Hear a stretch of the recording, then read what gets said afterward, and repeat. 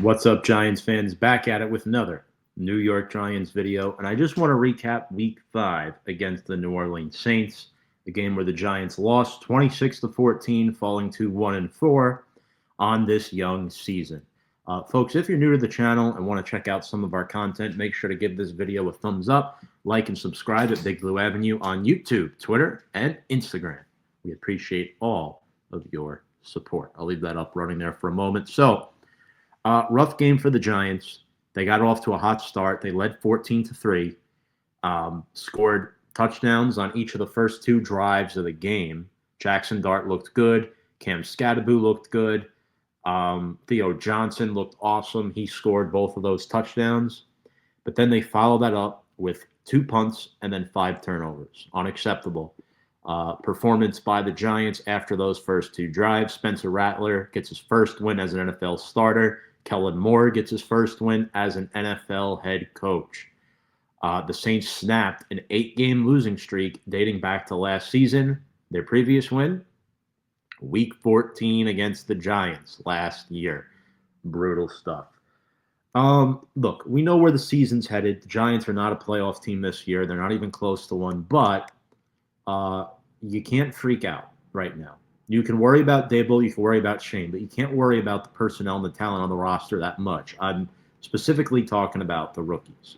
Jaxson Dart, again, first road start, he struggled. 26 of 40 for 202 yards, 2 touchdown passes, 2 picks. He also lost a fumble on top of 7 rushes for 55 yards. So the one fumble, that popped out of his hand. That was his fault. He just lost sight of the ball. He needs to learn how to tuck the ball, and he will. The first interception, not his fault. It's 4th down in Saints territory. He is running towards the sideline, trying to throw the football down the field. That's a play where you're just throwing it into tight coverage and hoping your receiver makes a play. Again, no Malik Neighbors. The Giants are limited at the wide receiver position. I'm not faulting him for that first interception. However, the second one, that's a miscommunication between him and Bo Collins. That needs to get cleaned up.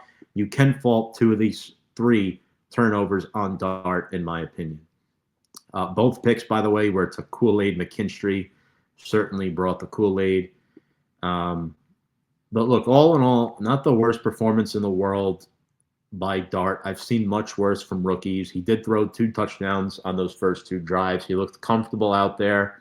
And then the Saints made adjustments defensively. You have to give Brandon Staley and that defense credit. Again, you're learning on the fly here as an NFL pro, a rookie.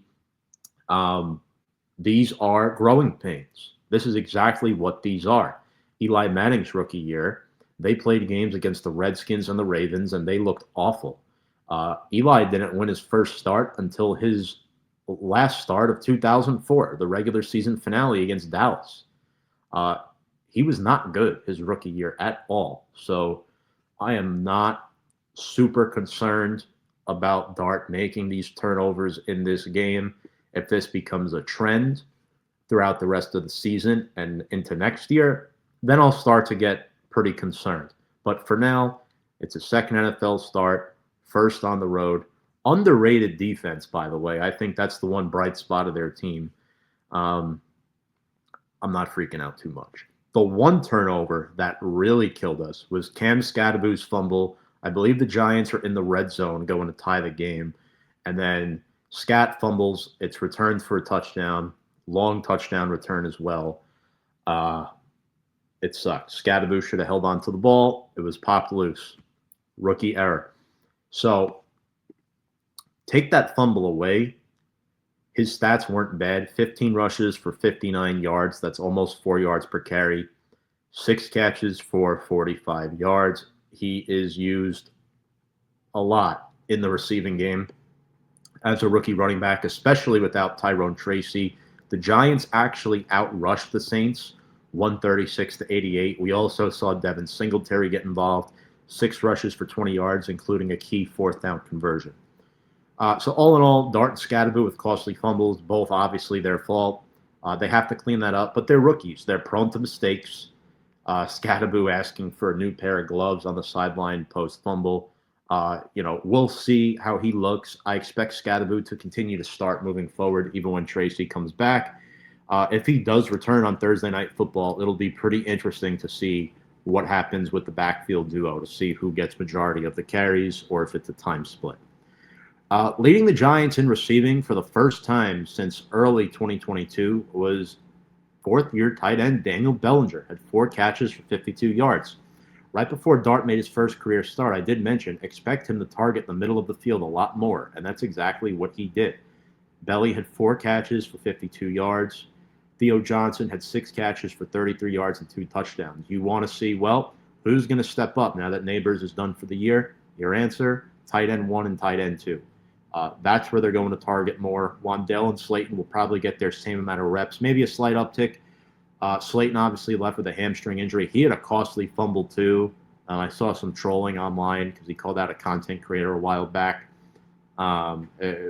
Slayton should know better. 7-year vet, unacceptable. The ball just got popped out.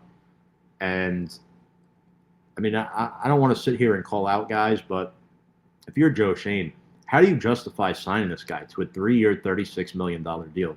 The same deal virtually that Saquon signed with the Eagles is what you give Darius Slayton. I get it. Wide receivers should be getting paid more than running backs in a pass-happy league, sure. But at the same time, yeah, it just doesn't make sense. Nobody expected Slayton to come back this season, and he did. In fact, they made him a captain. He's a vocal leader. They need a veteran presence in the locker room. Okay, that's fine. But he should not be wide receiver 2. He should not be getting paid that much money. Again, he makes 2 or 3 catches a game. Not worth $12, $13 million a year. Absolutely not. Wandale had 5 catches for 30 yards. Short passing. Jalen Hyatt, 0 catches on 3 targets. He's been an absolute bust since entering the league. You'd hope that he does more in the coming weeks. He's going to have to start on Thursday Night Football. I mean, you look at that wide receiver room. Healthy receivers with Slayton being out. You have Wandale as wide receiver 1.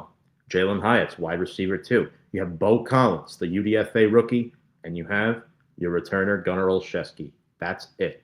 I think if they stick with Scadaboo as the primary back, you can have Tracy as that 5th receiver.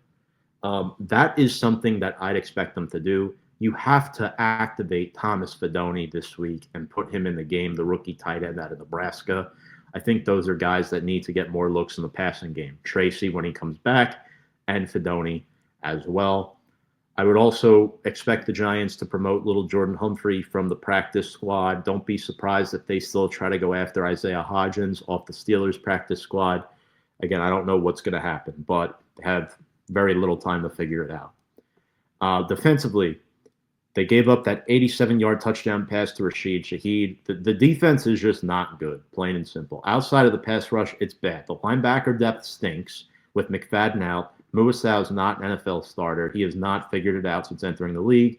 He's primarily a backup. Again, late-round pick. You don't expect much from him, but he's not consistent. He's not consistent in the run game. He's not consistent in coverage.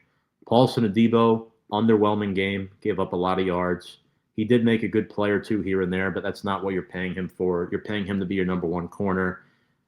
In that game, he just looked awful. Cordell Flott, okay game. I think he's looked the best out of the 3 starting corners thus far, which includes Adebo and Drew Phillips. And I read a stat. Shout out Marshall Green for putting this out there. Through 5 weeks, Paulson Adebo is the 110th ranked corner, and Javon Holland is the 104th ranked safety. These were the 2 premier free agent signings by the New York Giants, ladies and gentlemen. Mic drop. That's why Joe Shane should get fired, in my opinion. Another reason.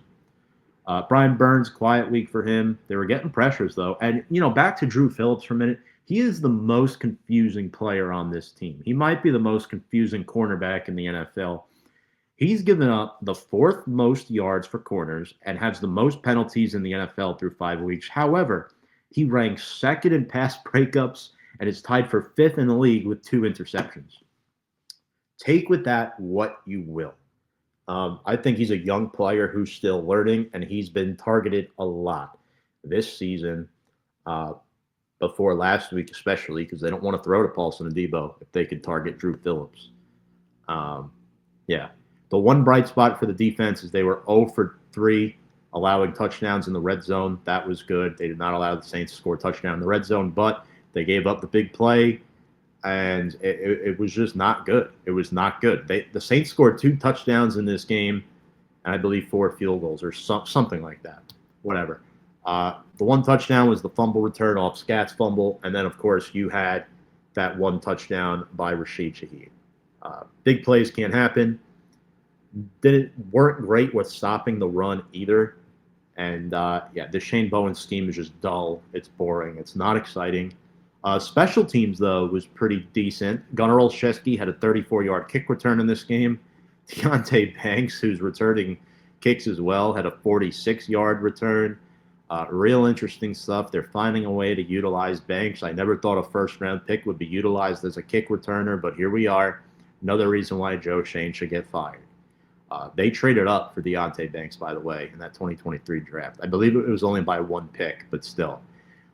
Giants had 8 penalties for 95 yards. They had 43 penalties called against them through the first 5 weeks. That's tied second most in the NFL. Again, year 4 of Brian Daboll and Joe Shane. Lack of discipline, fireable offense. 415 penalty yards. Leads the league. Unacceptable. And now you got the Philadelphia Eagles on a short week who are pissed off after losing to the Denver Broncos late Sunday afternoon. So that's where we're at as a football team. Rookie quarterback entering week 6 on a short week. He's probably going to get drilled on Thursday Night Football. The Eagles have a good defense with Vic Fangio. Giants don't have 2 of their top 3 receivers, and Malik Neighbors, who's out for the year, and then Darius Slayton. The offensive line has looked okay. I think Runyon's been underwhelming the last couple of weeks. Andrew Thomas has looked good. He's allowed 0 pressures, but it's a new challenge going up against Philadelphia. I think the offensive line is what gives Dart a chance to make plays. I want to see more play actions down the field. Expect Theo Johnson and Daniel Bellinger to be heavily involved in the passing game.